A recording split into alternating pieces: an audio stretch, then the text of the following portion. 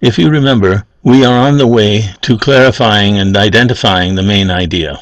The chart on this slide shows the communication cycle. In the previous section on researching and strategizing, we identified the action. Now we will talk about the reader. We are working through the development of the main idea in the writing process. In the previous module on strategizing, we asked, what action do I want the reader to take? And we talked about that in detail. In this module, we are going to talk about who is my reader. We are now looking at the map of the communication process once again. Notice that we have left the action part empty, but we have moved to focusing on the receiver or the reader. And this is the area that we're going to be working on in this module. To understand our reader better, we need to answer three questions. First, what are my reader's needs and concerns? Second, what is my reader's preferred style of communication? Third, what is my reader's preferred kind of information?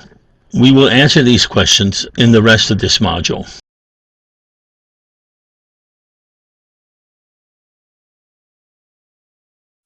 Another way that we can learn about the reader is to ask the reader. Most of us who are readers know what we prefer and how we like and what we're concerned about and what we worry about. So asking the reader is a good strategy. So we'll find out what his or her concerns are and what he or she needs to know, to have, to see. We can observe the reader's own writing and see what that looks like. Usually people write to others the way they like to be written to. So if they haven't been through this course, they probably have a pretty good way of writing the way they always write. So we can watch it and see if we can see any patterns, any consistent ways that the person uses language or abbreviations or headlines or footnotes or whatever. From time to time, we may get a writing assignment that requires us to write to the whole group. And we need the information about our readers as a group rather than an individual reader. This information can be amplified by looking at the magazines that the group might be reading. For example, plumbers might read the American Plumber, or psychiatrists might read the American Journal of Psychiatry, and so on. Also, a very valuable source of information about readers is an association.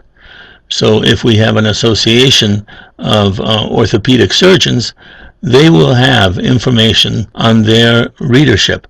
They will have done surveys and studies and focus groups to understand their readership better. That's another valuable source of information for writing to a group. Gathering all this information about the reader is valuable because it helps us build rapport with the reader. It helps hook the reader to read what we want them to read. And it allows us to speak specifically to the reader. These are valuable tools because we are engaging the reader. And the more the reader feels like we are talking to him or her, the more likely it is that they will respond with the outcome we want. Now that we have talked about getting the reader's needs and concerns and understanding those, we move on to the next question, which is, what is my reader's preferred style of communication? This question is asking, how does the reader want to be communicated with? And we will get into some of these details in a moment. But the fundamental principle is that readers have preferences. For example, we have the preference of, should it be an outline, or should it be bullets, or should it be prose? Most readers have a definite preference for one of those. And if we send them a document in a form that is not preferential, the reader will have a more difficult time decoding it and responding to us in the way we would expect. Question for the reader's preferred style of communication is the style of presentation. In other words, how does the reader like to get the information? And here we have a list, by no means a complete list. Prose, which is regular paragraphs and sentences, outline, bullets, tables, flowcharts, headlines, and there are many more. So this is something that you can be thinking about yourself. If you had your druthers, which of these would you like to have people write to you in? We come to media type. Do you like word processed material, PowerPoints, email, Visio, mind maps, hypertext? And there are many, many more forms. Next, we come to data presentation. How does the reader want the data presented to him or her? So there are charts, there are graphs, there are tables, and then there's a Gantt chart for project management, and so on. So a number of different ways to do this. Blueprints would also fit in here. So now people who like charts might not prefer tables because charts are, a picture, whereas tables are definitive data. So different professions prefer different ways of giving information. You may have had the experience when you changed jobs or changed departments that the writing had to change because a new manager wanted it in a particular form. This happens a lot in business, and we need to grow sensitive to how that manager wants information formatted. So here are some possible ways to organize a document. Problem, solution, recommendation, solution, benefits, costs, costs, benefits, solutions, recommendation, rationale, historical background, and others that you can think of. So again, here is an opportunity to figure out how the reader likes to get information so that you can provide the reader the information in the form that he or she will find most acceptable and therefore most responsive. There are forms of organization that writing can take, and the list is here: deductive, inductive, circle, river, delta, story, apples and oranges. But a complete module will be focused on just this material. So at this point, you can just be aware of it, and it will be assigned for later work. So far, we've dealt with 2 of the 3 questions. We've answered the questions, what are my readers' needs and concerns? We've answered the question, what is my reader's preferred style of communication? In other words, how the reader wants to be communicated to. And now we come to the question, what is reader's preferred kind of information? Which asks the question, what does the reader value in information? And we will talk about that a little and then go through the details. The testimonial is the first kind of information that a reader may value. Many people value testimonials. I know I do when it comes to certain things. So it basically is, what do people say about this? What do people testify to that's good about this? So that information has value. And you see that on TV commercials where, famous actors will say, I've tried this is terrific, so you should try it. And that's a testimonial. And many people respond to that, and I do too. So it's quite a human thing when fellow human beings recommend something.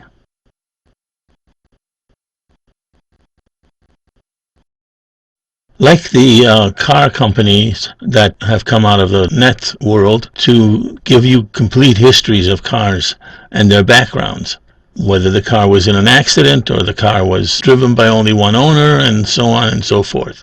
This is historical precedent, and many people would check to see the history. If we're dealing with a bank, we may want to make sure that they've never defaulted. If we're dealing with a person who wants to borrow money, we may want to check their credit score. These are all historical precedent documents. So it's information about the past that will help guide us now. Some people don't care about the past and past functions, but want hard data. So for example, people who buy a car may want to know the specifics. What cubic feet is the engine? What is the cycle time? What is the repair cycle? And so on and so on. They want all this data because the data reassures them that they have a good grasp on the situation. So hard data is very valued, and in business more often than not. Future impact is important because when we write to executives, this is something they are very interested in. Executives are interested in the future and prognostications about the future and what the future may look like. In fact, just this week I had a radio program where they mentioned that many large corporations now have vice presidents of the future, whose job it is to figure out what the evolution of the company will be, what the evolution of the market will be, what the evolution of the global world will be, and so on. So the future is impact on the future, and what will the future be, and how will it hurt or help, and so on. A reader might be requesting some direct observation. In other words, the reader wants to see whatever we're talking about so that he or she can touch it, taste it, and so on.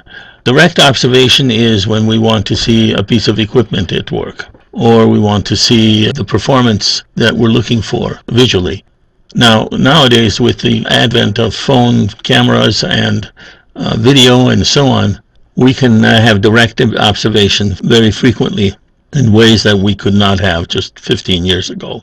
Another way of doing direct observation is benchmarking, where you measure processes against other companies who are doing it and seeing who's performing better. So direct observation is an important persuasion tool for readers.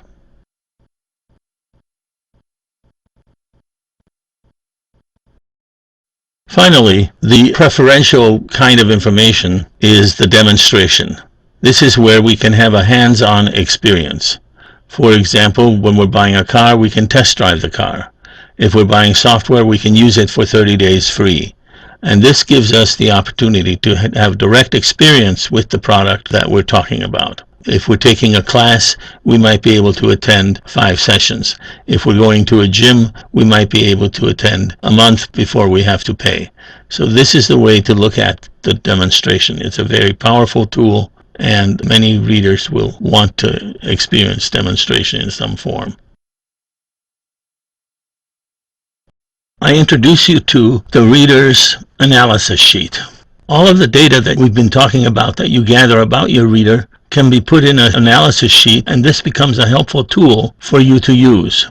So when we look at the analysis sheet, there are several columns. The first column is the person or function, in other words, the reader that we're talking about.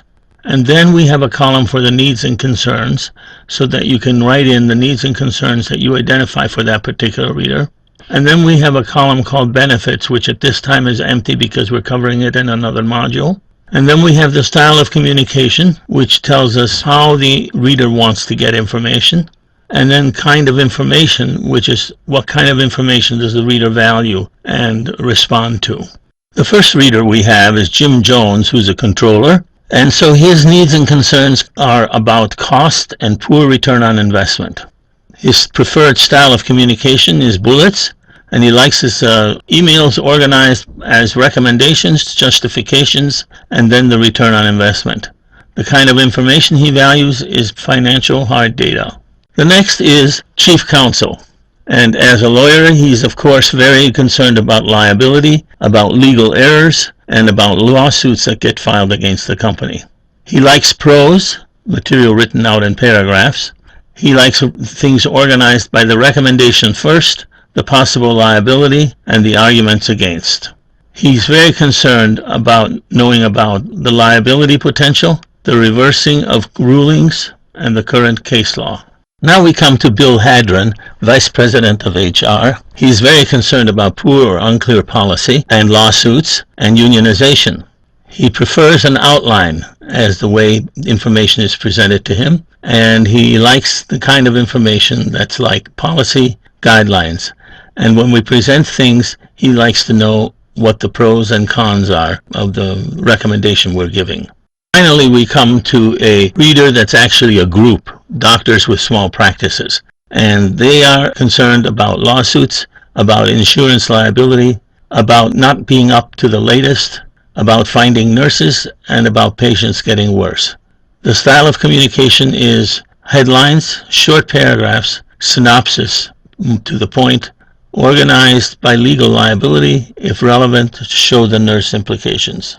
Before we go to the next slide, I'd like to work through this slide and see one of the opportunities that we have when we have this kind of information. Let's assume that Jim Jones sent us an email and we want to write him back. First of all, we realize that we need to gather financial hard data about the situation that we're going to write him about. Also, we need to put information in the form of bullets. We need to put our recommendation first, justify it, and then show the return on investment for the decision we recommend. In this way, we meet his needs and concerns, and he's more likely to read the material. Especially if in the subject line we mention something like poor ROI or ROI decreasing or ROI increasing. that's going to get his attention, and he's going to want to read it. Now, you can go ahead and do the same for the other three people here and practice a little in using the reader analysis sheet. Now let's go talk about its benefits. How does the reader analysis sheet make your life easier? First of all, as you gather data, you gather it more and more and add to the reader analysis sheet so that you get more and more accurate in what your readers prefer. Second, it makes writing easier by having this information at hand. How many times have you sat there and wondered about how to organize a piece of writing and what to worry about with the piece of writing and so on? This is what the reader analysis sheet provides you. It gives you clues and guidance on what to research and how to put the information together for your reader. Another secret here is that these preferences don't change over time. So if you come back to the person 20 years later, they're likely to have the same concerns and the same preferences. So now you have a better idea about the reader, and we're going to turn to figuring out how to organize and write the piece of writing.